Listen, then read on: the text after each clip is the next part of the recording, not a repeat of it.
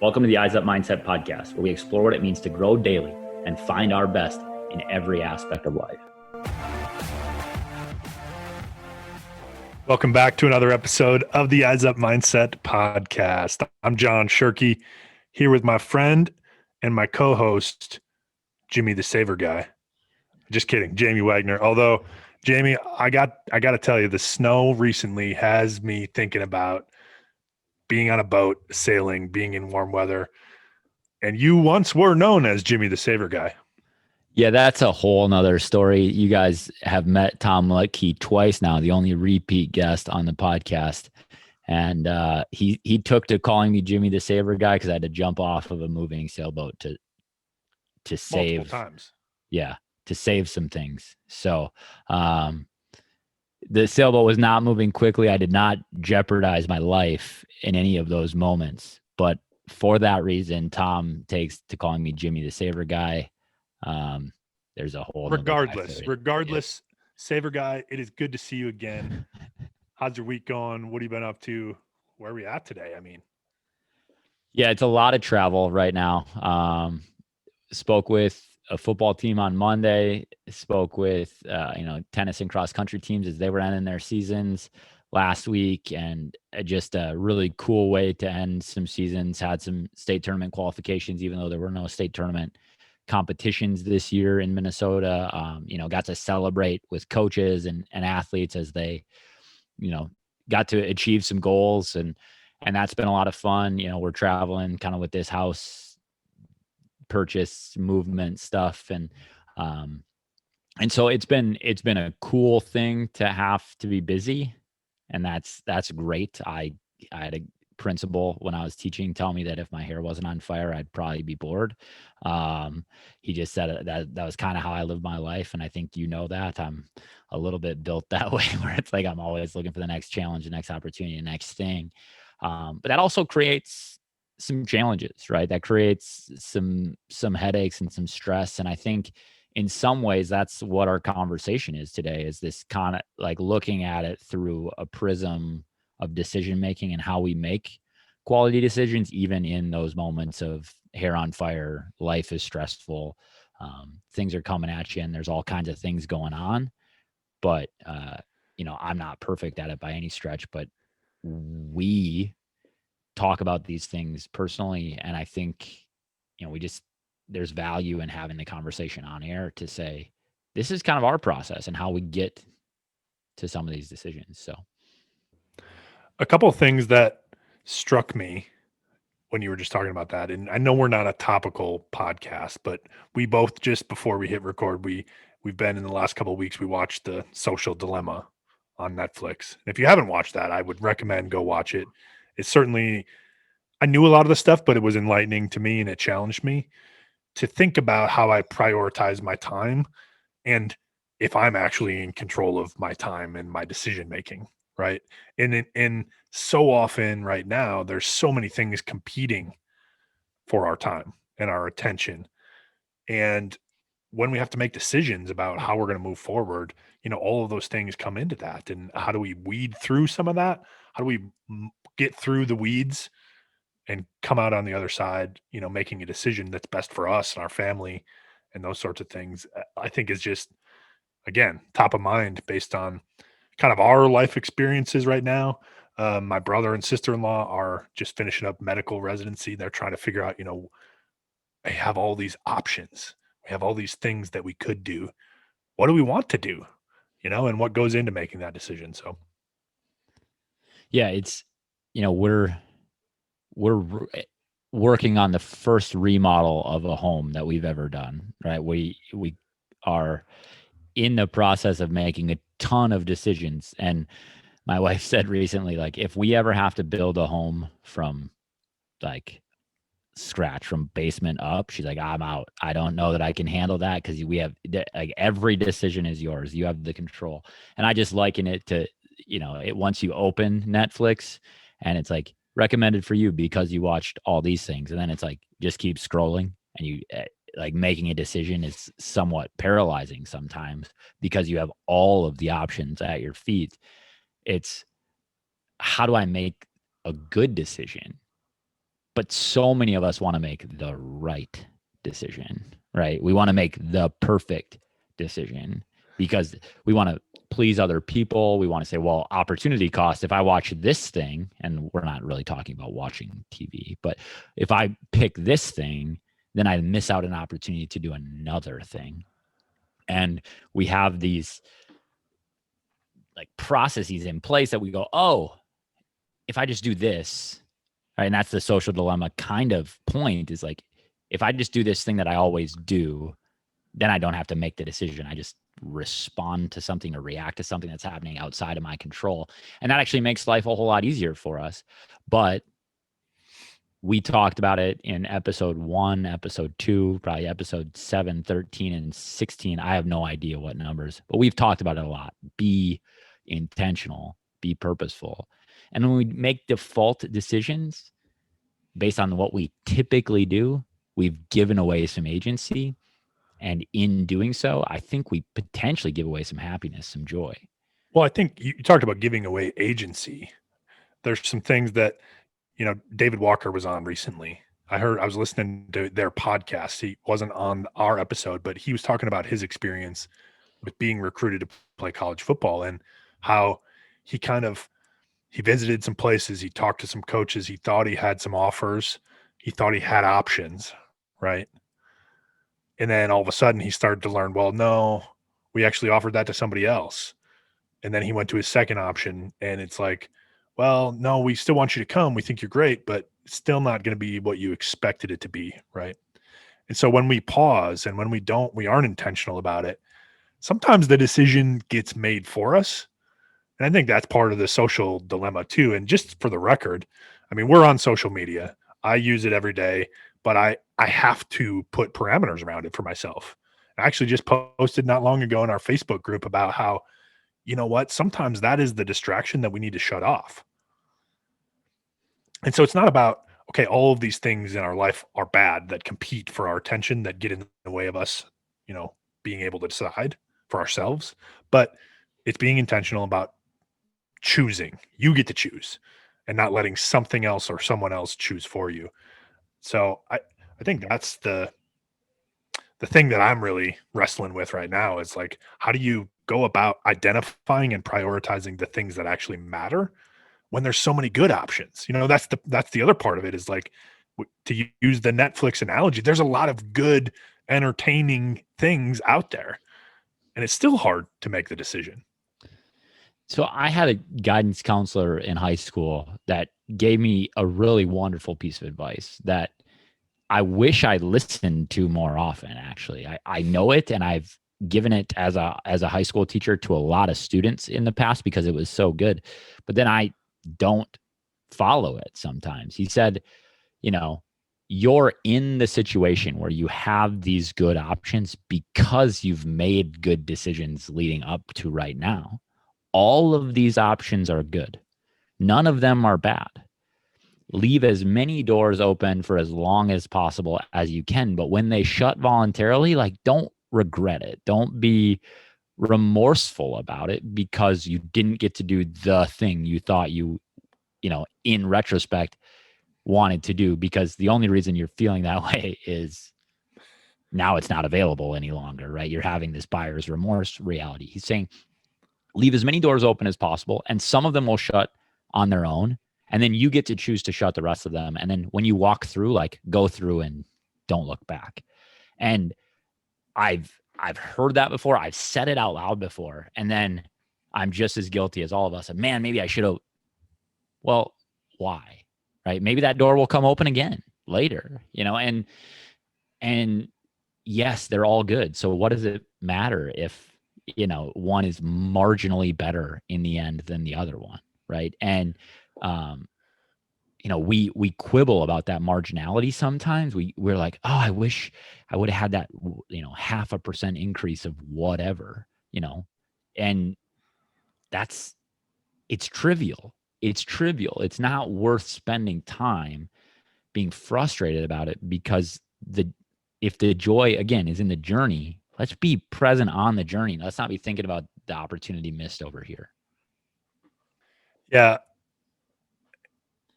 you touched on it a little bit, like making the right decision, right? Making the perfect choice.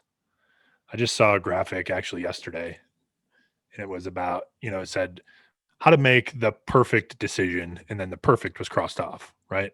How to make the decision. And there was two arrows.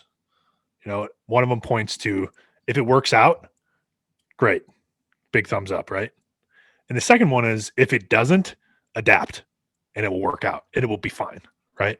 And I think that's the thing that we get caught up in is like, how do we make the perfect decision in everything? It doesn't, I'm just thinking about all of the people in my life that are facing decisions. I have nieces that are looking at colleges right now. I talked about my brother and sister-in-law. I'm talking about where do I want to go live and work. You might be thinking about like, where do you want to raise your family, or where do you want to go to school, or where do you want to go on vacation? And all of those things, there is no perfect, but you have to Yeah. be able to adapt. And I think that's where, the mindset around making decisions is like, yes, it can become paralyzing. But if we have the mindset that we're always going to adapt and get feedback and see how it goes, and if it works out, great, right? But we need to have those skills in place. I was listening to a podcast with Russell Wilson recently, and Russell Wilson is a huge champion of the mental side of performance. And he has a business called Limitless Minds and works with some sports psych people. And he's clearly at the top of his profession right now. He's, the odds on favorite to win MVP in the NFL, meaning the best player in the league right now. And he's just lighting it up. And one of the things that he talked about was like, let's just get back to neutral thinking, right? Let's just get back to the baseline. And so often when we make a decision, we don't go back to baseline. We say, okay, we start to expect it's going to be the right decision, it's going to be perfect, or we start to have remorse about maybe it wasn't the thing that I thought it was going to be, And so how do we stay at neutral once we make that decision? Or in the process of making the decision, just assume that when the decision is made, you're back at square one, you're back at neutral and nothing else matters. Like, let's take, for example, recently we decided on the pattern of a countertop for our new home, right?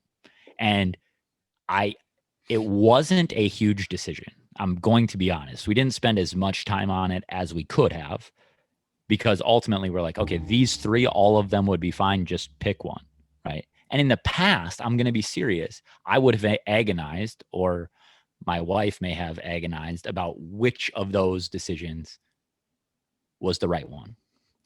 But she said something to me that I think was really, really powerful. She said, no matter what decision we make in this thing, neither of us has the right to say later on, I wish we would have chosen something else. We were intentional about it. She did this as a gift to us in this process, right? And it was a gift. She said, neither of us gets to go down the road and say, I wish we would have chosen something else. Even if we say, hey, I really like this, but like, don't do that.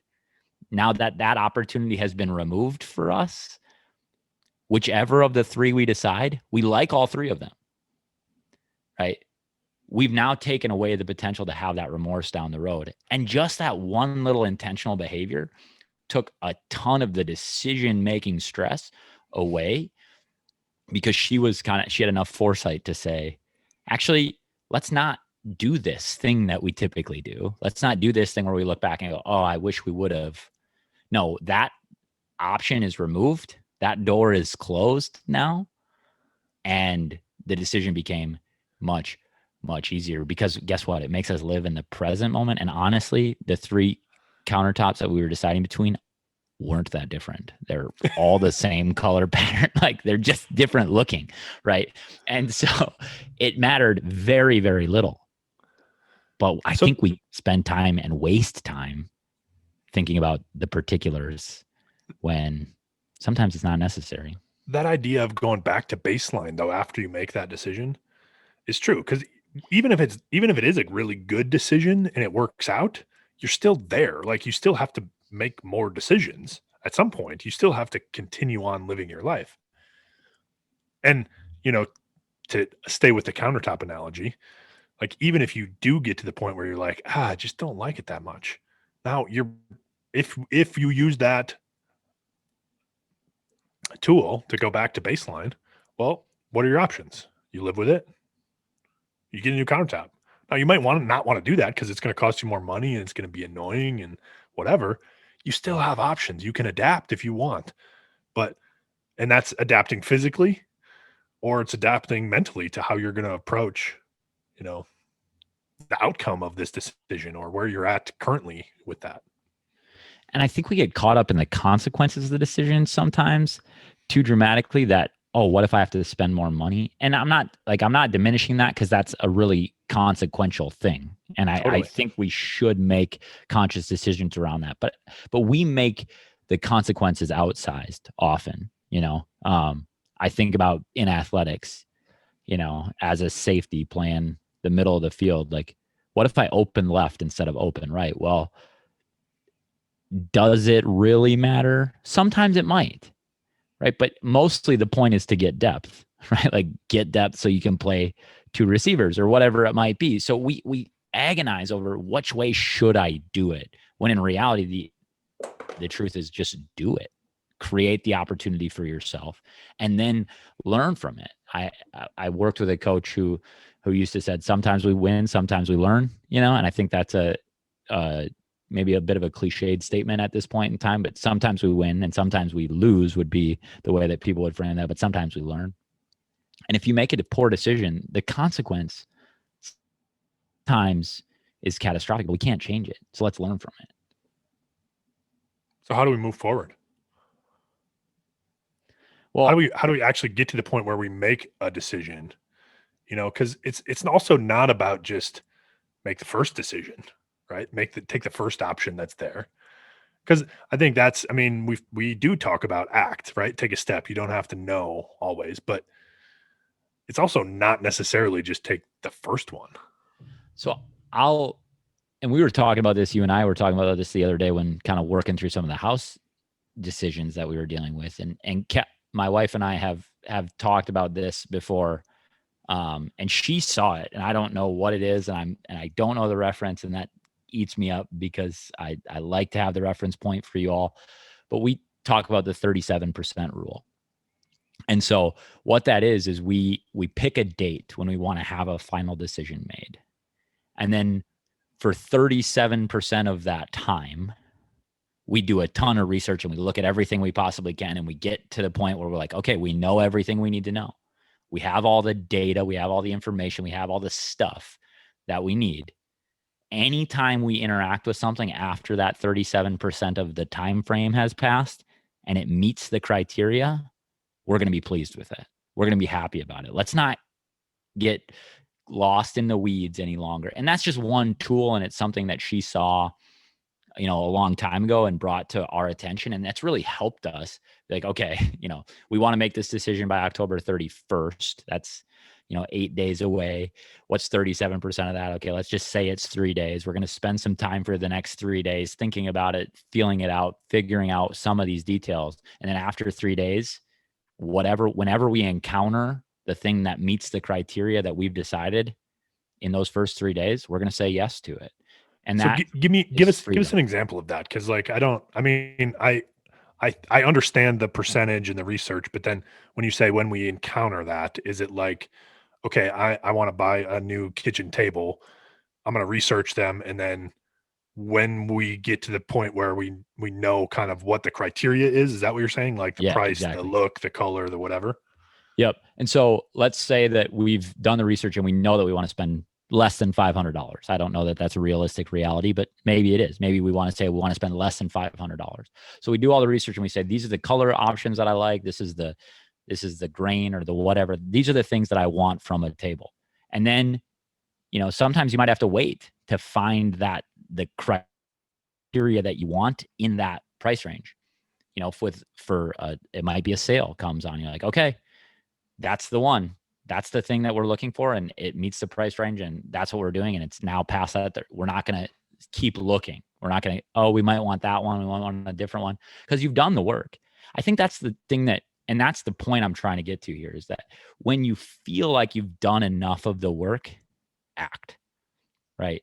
And the problem is we need to set some maybe arbitrary deadlines or guidelines for ourselves, because we don't want to take action because we feel like we haven't done enough of the work. I'll give you another example of this in our business right now. Trying to write a book, and that's scary to say on the podcast because now there's some relevance that people might expect me to actually do this thing, but that's part of this accountability piece. I expect you to do it already. Yeah, So John already expects me to do it. So we're trying to write a book, and it's like, does it matter when the book comes out?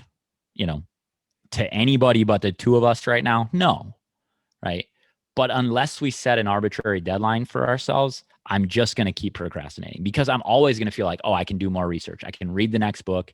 And I have a problem with that. I love to read. And so instead of saying, I'm going to read these 6 books or these 60 books, I say, I'm going to read these 60, and then there's probably 60 more. I want to read these next 60 because what if I find the next good thing in there?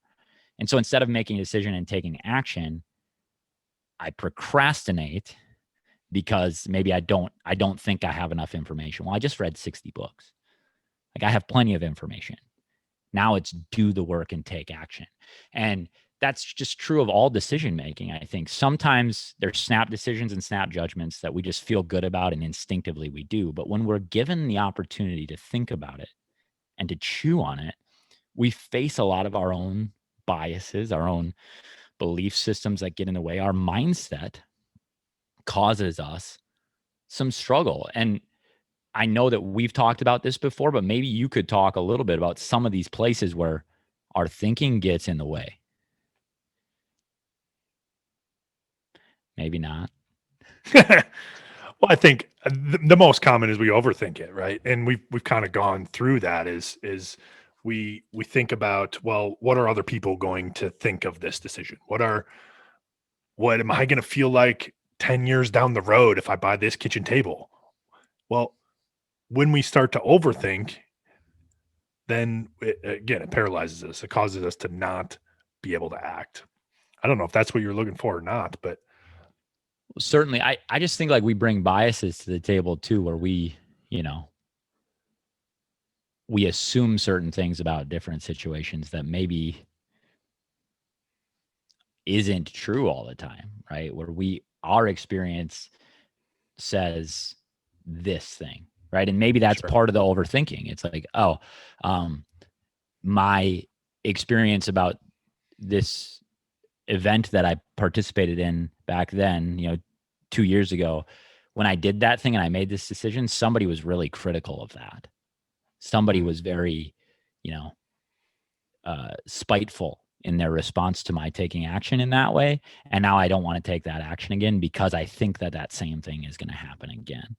And that's a action that's been biased out of us almost because of someone else's response.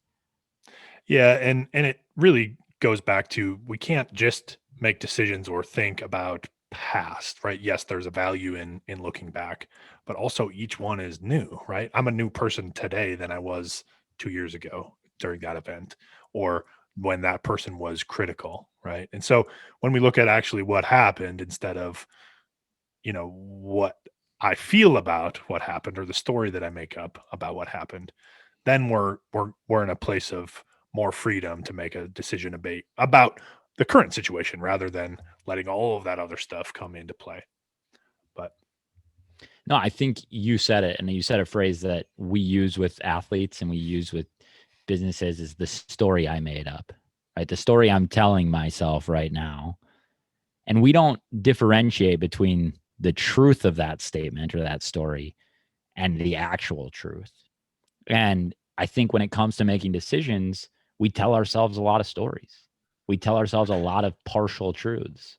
And that biases us away from action. It inhibits us from taking a step, which we encourage us to do all the time. well, and I think it's so, I just had this analogy pop into my head, and it doesn't matter if it's like deciding what I'm going to wear to work today or to school today, right? And like, oh, well, so and so is going to say this about this because it's red or it's blue or it's whatever, right? They're going to think this about it. Or if it's, hey, do I want to move all the way across the country for my job? Because what if I don't like it? right? So that thing, we make up stories about every little decision and every big decision, and so just And it recognizing that we do that and pulling it back to, is this a story I'm making up or is this actually happening? and that contributes to this idea of decision fatigue. The more decisions we make, the more sifting through all these fictions that we create for ourselves, it becomes challenging at the end of the day to make these decisions. And so another tool potentially that we could have is, and we talked about this with the energy audit a while back in one of our podcasts, is like schedule decisions early on in your week, so that, or early on in your day. And there's plenty of research out there that says, even judges who are paid to make really complex, emotionally challenging decisions, the longer they sit on the bench between breaks, the worse their decision making becomes, because they've had more and more decisions to make that are challenging. And so you have to sift through information, and your brain just kind of fatigues on these things. And, again, I don't have the research super handy, but these are things, these are tools that we can use. And I need to do a better job of it, right? I need to do a better job of putting some of those pieces into place from the beginning, so that I say, okay, this meeting is going to be at this time in the morning on Tuesday, so that I haven't had 19 decisions to make this week. And now I'm not doing as well because I've had to sift through all these lies that I'm telling myself about what the potential outcome might be. Jamie, you said it. You need to get better at it. I need to get better at it. This applies to everybody. It doesn't matter, young, old, you're working, you're going to school, it doesn't matter. This process, this skill is something that anybody can use. The 37% rule, that's something that is going to change our business. That's the first time that I've heard that. And maybe that's, you talked about putting out the book out in the air, right? Now people know. And maybe that was subconsciously, you didn't tell me about it because you knew that now, okay, now we got to do something about that. As a partnership, that is going to change how we operate, because there are things that we get stuck on. You talked about the book. We're working on an online curriculum. We're working on doing all these different things that, in all these different areas that we want to impact, and we get stuck. But we have the research mostly done in most of those things. It's about now go and do it, right? And then adapt. And I think that's true for you. If you're out there listening to this, there is a decision, or there are multiple decisions in your day, big or small. Okay. Don't listen to the stories that you make up in your head. Sift that out to what actually is happening. And there is no perfect decision. If you make a decision and it works out, great. If it doesn't, adapt, get back to the baseline, make the next one. There are tools available for us, folks. There are tools that you can use. They're everywhere. You can look them up. You can do the research yourself. You can use some of the things that we included today. But ultimately, it's in your hands to take action and to do something about it. And as always, live eyes up.